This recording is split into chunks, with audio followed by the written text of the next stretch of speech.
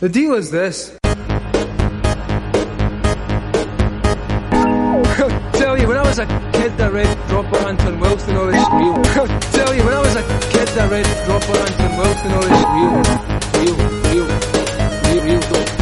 Dude, I'm pissed. Dude, I'm pissed. Come on.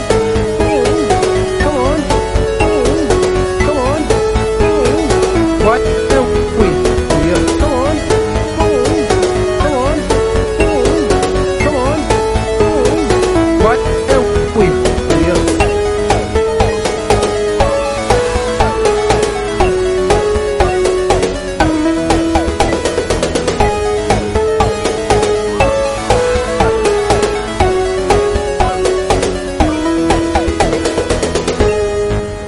Okay, by the time we finish this, you're all going to be practicing magicians. I'm Jeremy Greer.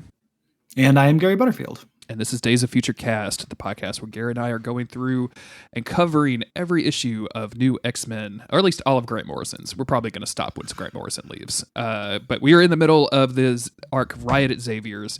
Quentin Quagmire has... Is that right? Quentin Quagmire? That's right. Quentin Quire. Quentin Quire. Where do I get Quentin Quagmire from? What the fuck am I doing? Like casting Sesame brutal Street? burn. Brutal burn. What a horrible subtweet to Quentin Quire. It's like a Trump nickname for him. It really is. We're rewatching 30 Rock in the episode where Jack goes to the White House and he meets whoever that dude is, and like the president has just named him Cooter Burger because he saw he said, "You remind me of a turtle, and I saw you eating a burger." And he's like, "It wasn't even a burger; it was a sandwich."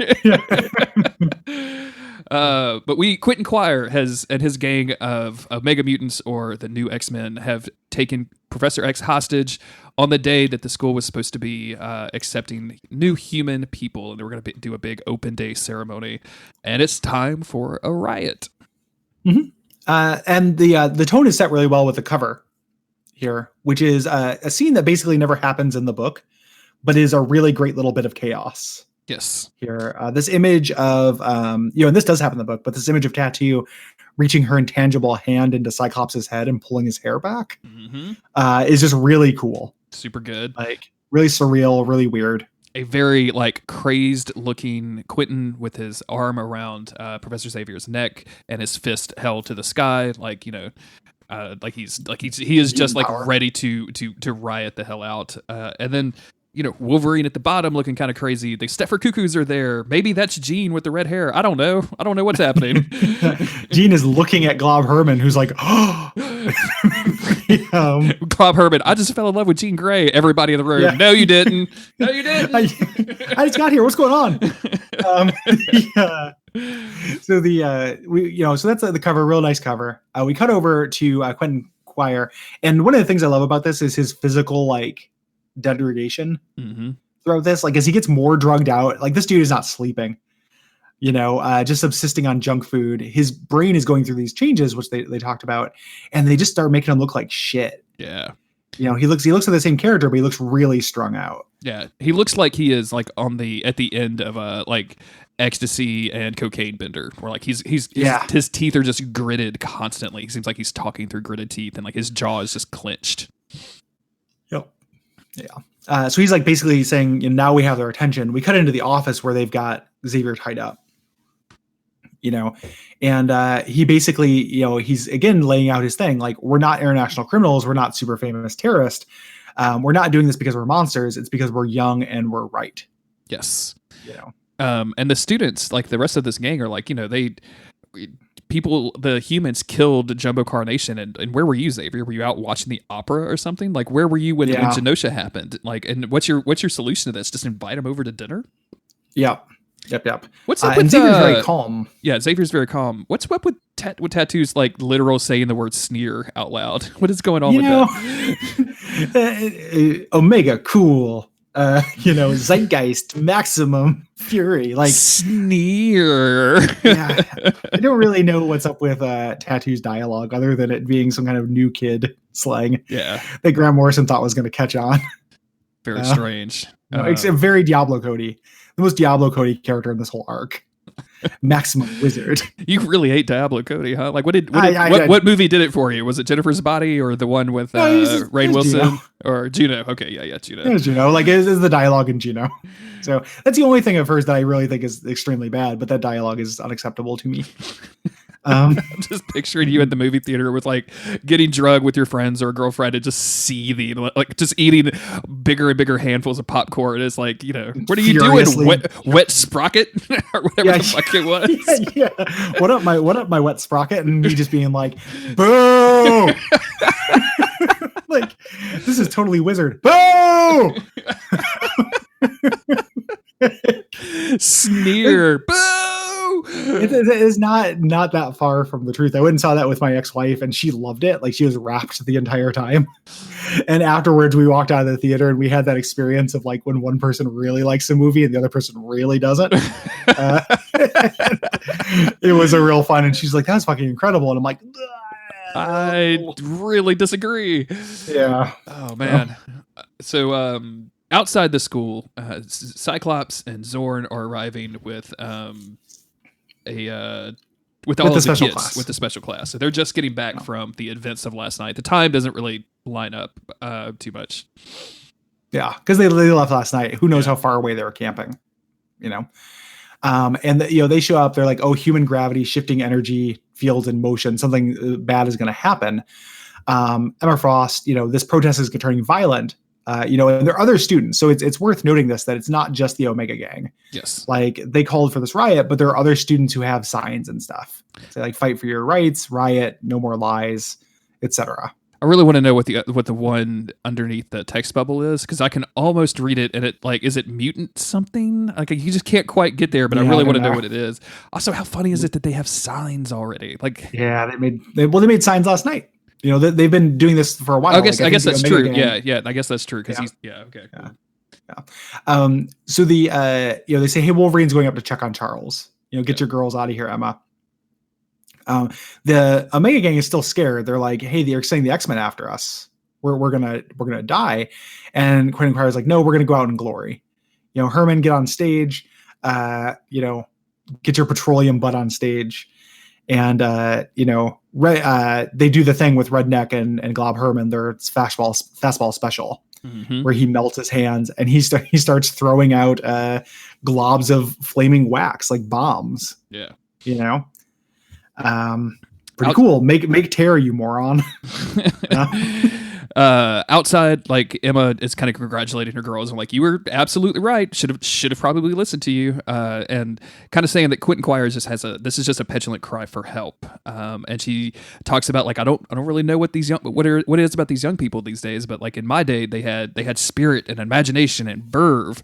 And of course the girls are like, "Didn't they all die? Like, weren't they all killed?" And she's like, "Whatever, shut up."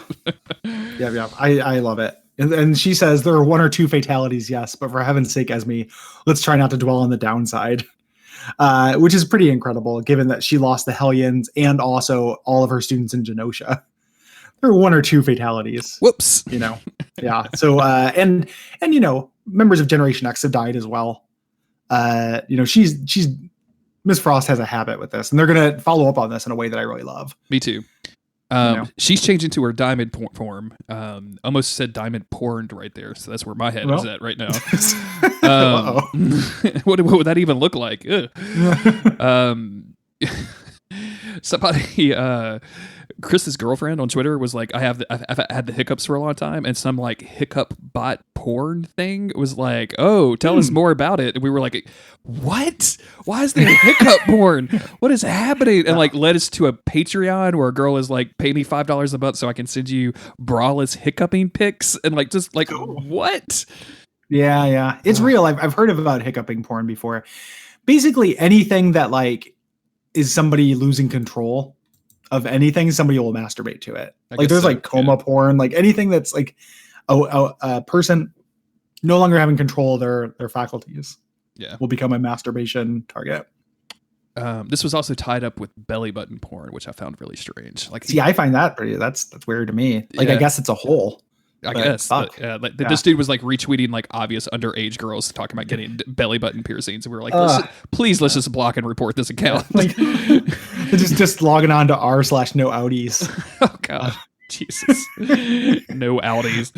Yeah. Do you mean the car? Like Audi? A guy coming in like, I hate Audis, and they're like, not that kind of Audi, dog. No, sir. They spell and pronounce the word differently. You ever seen an Audi in real life, man? I don't think so. Buttons? No. I don't think so. Fucked up. Yeah. Like fucked up. I remember being a kid, and every once in a while, a kid would have an Audi, and I'm like, man, let's shun and demoralize this kid. This shit is fucked up. And you know, thinking about it now, like you really should shun and demoralize that doctor, because like, haven't you done this before? Like, didn't you go to an extremely expensive school? Like, come on, this looks like a job I would have done if I had delivered this child. Like, do better. Like, I could do this with kitchen shears. Like, maybe it's just a doctor. Maybe it's a doctor with a belly button fetish that is just like creating future models for himself, right? Like they'll never catch me now. The dentist who got all those women pregnant. Oh God! Or that doctor who like used his own sperm for all the inseminations. Oh, it's like that. Except just being the change you want to see in the world. Fucking. This world is good. Needs to be just burned down, Gary. Magneto was right. Let's destroy all the humans. At least all the ones with weird fetishes I don't agree with. Keep it to yourself, belly button guys. Yeah. So, we pissed off belly button Twitter. Oh no. Honestly, like somebody, as this conversation happened, someone was like, everything is really fine if it's safe and consensual and sane, right? Like it's the sure. side. And like, if you guys are into belly buttons, that's fine. Just don't tell me about it, and please don't defend it on the internet. Like, people are going to think it's weird, and you should just accept that. Well, and also, like, I mean, this is a soapbox for me, but the floor for being annoying or being perplexed is higher than harmful, or lower than harmful. Yeah. Like, something being harmless is not a reason not to be perplexed by it or anything like that. Like, yes, it's harmless. That means we don't need to like go to war to fight it. Yeah. Let's not dispatch the troops to the belly button fetishist, but I can be weirded out by it. Like, I get to have a reaction. It being harmless doesn't take that away from me if I'm not being, I'm not declaring a fatwa, against them. You're going to crusade against them, right? You're the Bernie Sanders of this shit, and belly buttons are corporations and billionaires. Eliminate the belly button porn and do this. We must remove the channel from Pornhub if we're going to get anywhere. So Emma has turned into her diamond form, and she's walking to the front of the mansion where the kids are like, seize the school, try the humans for their crimes. And she's like, what? Seize the school and then what? Like, what's plan 2? Like, what are you possibly going to do? And chaos is just reigning. Like, there seems to be fire and smoke everywhere. People are fighting. People are running away. Like, it's just pure chaos. Yep. We come back to the office, and Xavier again is trying to rationalize. Like, he's a skilled hostage negotiator of nothing else. He says, like, listen, I can understand the attraction to violent change. When I was your age, I used to imagine using my telepathic talents to short circuit the minds of despots. And Quentin Carr says, you were never my age. Like, 16 million mutants died in Genosha while you were imagining new ways to do nothing. Which is a great line. Yes. And he starts saying, like, real change takes lifetimes. And they just shut him up. They duct tape his mouth shut. Finally. Yeah, exactly. Like, why did no one else think about this hard counter to Professor Xavier? Tattoo wonders, like, how far are they going to take this? And Quentin just honestly says, like, I don't know. Like, how far do you get? And of course, that's where they run into Wolverine at the bottom of the stairs, or Soul Patch Logan, as I like to call him. Yeah. I love Wolverine's line of, like, I hate to say this, but like, your speeches are even more pompous than Charles's are. Like, what the fuck, dude? Yep. Basically being wise here, like saying, like, listen, start thinking. Like, you're overreacting. You're just a kid. Blood's gonna start pouring though from this prank. And he says, like, it's not a prank. It's actually a mutiny. And hard thinking, that nagging thought in the back of your head, Mr. Logan, you can't think around it now. And basically, like, psychically scrambles Wolverine. Yeah. At this point, I love this shot. Wolverine's go ahead. Yeah, I was gonna say Wolverine's immunity to this kind of thing is really touch and go. Like, every once in a while, he'll point to his head and be like, "That kind of stuff doesn't work on me, bub." Like it happened a couple issues ago with Cassandra Nova. But he can't go into animal mode now, probably because he doesn't want to tear these kids apart. Yeah, I think that's and also like Quentin powers are obviously enhanced by the massive amounts of drugs that he's on, and they even said a couple of issues ago like he has a weird kind of influence around him. Like it's not just straight up telepathy. So I like this as like just a way too short circuit Wolverine, and like the shot of him in this house and of this huge house with like weird MC Escher stairs, and every room is like a thing from his past. Like if you look closely, you can see like a Weapon X thing or a samurai training thing, or all of this like neat little hints to Wolverine's history. Yeah, it's really good. And he's dressed up in overalls, because Wolverine. This is probably around when Wolverine Origins came out. We learned that he was like once a little kid with overalls. Yeah, I was going to ask you that, like when that came out, because they keep calling him James, and I wanted to say that was new to Wolverine Origins. Yeah, James Howlett, like getting his full name was from that. Thank you for what a horrible comic. Google just let me know that Wolverine's origin was Alberta, Canada. Thank you. That's exactly what I was going for. Technically correct. Yeah. I think it was around the same time because I remember buying it, and this was like when I was in this phase of reading comics. Cool. So it's a horrible comic. I hate that comic. What a horrible idea. Why answer that question? So they're basically leaving Wolverine to twist in the wind. They're like, hey, he's going to hunt us down. He's like, no, he won't. He's just an image. What we do here will never be forgotten. We cut out to the chaos outside, and there are things exploding. Glass is flying everywhere. One of it cuts Dummy in half. So Dummy's having a bad day. Dummy is having a very, very bad day. They just named him Dummy 2 days ago. So like, this is how bad his day is going. Yeah, exactly. Like, I'm supposed to be called gaseous form or whatever. I don't know what a good name is for a guy who's human gas. Maybe Dummy is the best name. Gassy Gus. That's good. Gassy Gus. Yeah. Pretty good. Nailed it. Nailed it in one. But he dies. Beak is holding his suit as the rest of him leaks out, and everyone is freaking out. Yeah. And we cut back and forth between Professor Xavier, who does not have duct tape on his mouth. I'm not trying to be all like, IMDb tags for airs, but he comes out later with the duct tape on his mouth, and I don't know why that bothers me. But here he's screaming like he knows what's going on. He's crying because this is out of control. He's hearing these explosions, like people are dying on his watch. Yeah, this is chaos reigning. And then we cut over to Cyclops, who's just being like, hey, this is way out of line. We need you guys to shut this down. And like immediately, like just, and like they respond. They're like, oh, no, like, you weren't there to protect us. So why should we do? And he just cuts him off and like fucking shoots him in the face with a concussive blast. Breaks his jaw. Yeah. Yeah, it's amazing. Or he's like, yeah, you broke his nose. That's total assault. And he's like, yeah, the next Joker gets a broken leg. Like, we don't tolerate killers. They do their thing back, like, hey, what about Jumbo Carnation? And like, again, this is such dumb teen speak. The like, what about the thing that happened to us, which lets us do it to you? Yeah. Like you see it all the time in like politics and stuff and Twitter discourse, like the, what about this? And it's like, well, this is what's happening now though, dumbass. Like it doesn't matter. And they're saying like humans murdered him like a dog in the street, and Beast like takes off his glasses. This is Beast like science boss moment. Says like, actually, that's what people think, but working with human scientists, we found out that actually it was a kick overdose. The humans aren't responsible for everything. Maybe you guys should calm down. I haven't mentioned this because like Beast has been going through dramatic transformations throughout this run. But like, what is this ruffle thing that he has happening in his neck? Like, what's his cravat? Yeah, what are you doing there, Beast? Like, what's going on there? Just trying to make yourself look as pompous as possible. Like, it's very strange. Going for a real Beauty and the Beast kind of Beast. Yeah, the New Mutants attack the X-Men. I forget this kid's name, but he like does a blast so he does a blast of light that staggers Beast. But Cyclops being Cyclops, like, does a kickflip out of the way and shoots him in the leg.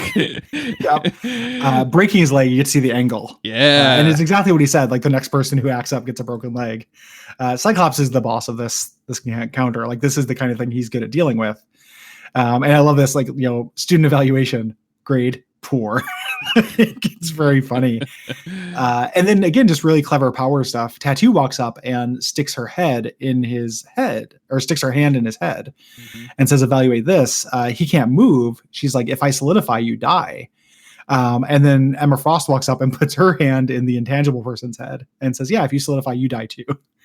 which is great. I don't think I've ever seen this with somebody who can turn intangible. Like, I don't think I've seen this with Kitty Pryde or whatever, but it's clever. It's very good. Yeah. It's very good.